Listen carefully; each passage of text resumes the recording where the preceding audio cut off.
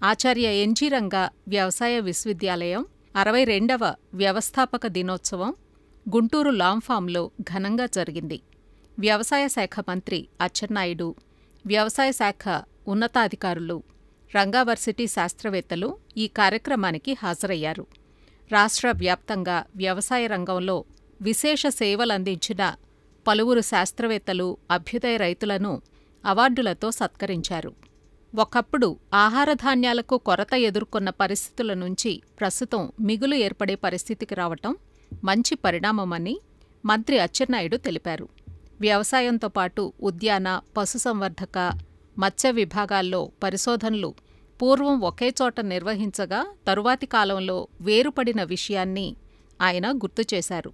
ప్రస్తుత పరిస్థితుల్లో వ్యవసాయ రంగంలో రైతులు అనేక ఆటుపోట్లు ఎదుర్కొంటున్న తరుణంలో ఈ 4 విభాగాలు సంయుక్తంగా పనిచేయాల్సిన అవసరం ఏర్పడిందని ఆయన అభిప్రాయపడ్డారు. రంగా వర్సిటీలో చదువుకున్న అనేక మంది విద్యార్థులు ఐఏఎస్, ఐపీఎస్ లాంటి ఉన్నత ఉద్యోగాల్లోనే కాకుండా జాతీయ స్థాయిలో గొప్ప స్థితికి చేరి ఈ విశ్వవిద్యాలయానికి మంచి పేరు ప్రఖ్యాతులు తెచ్చారని, ఇక ముందు కూడా ఇదే ఒరవడిని కొనసాగించేలా శాస్త్రవేత్తలు పనిచేయాలని కోరారు.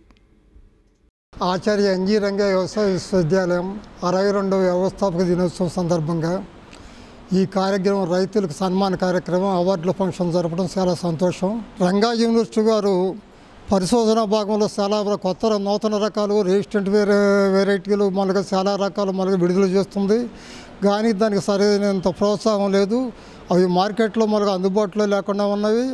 ప్రభుత్వం వారు ఏపీ సీడ్స్ ద్వారా ఇప్పుడు గతంలో వచ్చిన JG11 లాంటి రకాలను ఇప్పటికీ వాటికి మార్కెట్లో పెడుతున్నారు.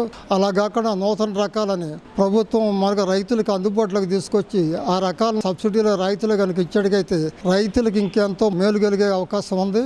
కర్ణాటకలో కందులకి, మహారాష్ట్రలో పత్తికి, తెలంగాణలో సన్నబియ్యానికి బోనస్ కల్పించి రైతులు కొంత మనకు సపోర్ట్ ఇచ్చిన మాట వాస్తవం.